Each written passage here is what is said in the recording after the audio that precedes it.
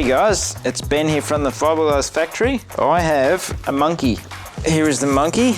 Today we are trying to put the monkey back together. We have a bit of a problem where the monkey lost his arm. There we go, that's how it goes.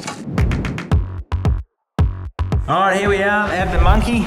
She's all finished, ready to go back to the customer. The way we went about it was I got a piece of steel, I bent it up, I shoved it down the arm, and then after that I glassed it all into the body, and I had a little small hole there. I just kept shoving glass in there just to try and bulk it up and make it as strong as we possibly could get it in there.